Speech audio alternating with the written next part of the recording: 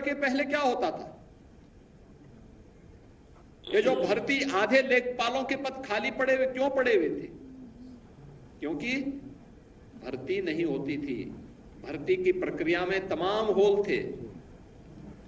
भर्ती की प्रक्रिया को पहले ही चाचा भतीजे की जोड़ी वसूली के लिए निकल पड़ती थी और पूरा खानदान अलग अलग जिले आवंटित हो जाते थे। मुझे याद है लेखपालों की भर्ती की एक प्रक्रिया को कैसे इन्होंने दागी बना दिया।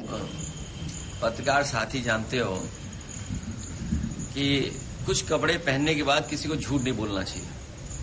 हाथरस में जो वस्त्र होते हैं, कई बार वो वस्त्र इसकी भी पाबंदी लगाते हैं कि आप झूठ नहीं बोल सकते, आपको सत्य ही बोलना पड़ेगा। तो कम से कम अगर वो खुद नहीं बोल सकते हैं तो उन कपड़ों का ख्याल रखें जो उन्होंने वस्त्र धारण किए हैं। और ये अपना छिपाना चाहते हैं कि हाई कोर्ट ने कॉपियां बदल दी। आपको जानकारी होगी कि कितनी कॉपियां बदली गई। के पहले क्या होता था? ये जो भर्ती आधे लेखपालों के पद खाली पड़े हुए क्यों पड़े हुए थे? क्योंकि भर्ती नहीं होती थी। भर्ती की प्रक्रिया में तमाम होल थे। भर्ती की प्रक्रिया को पहले ही चाचा भतीजे की जोड़ी वसूली के लिए निकल पड़ती थी और पूरा खानदान अलग अलग जिले आवंटित हो जाते थे। मुझे याद है लेखपालों की भर्ती की एक प्रक्रिया को कैसे इन्होंने दागी बना दिया।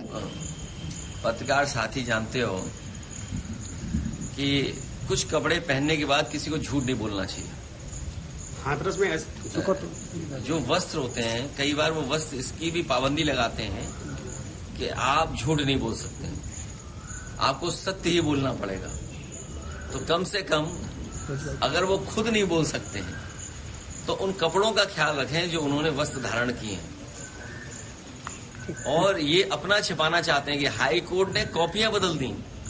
आपको जानकारी होगी कि कितनी कॉपियां बदली गई।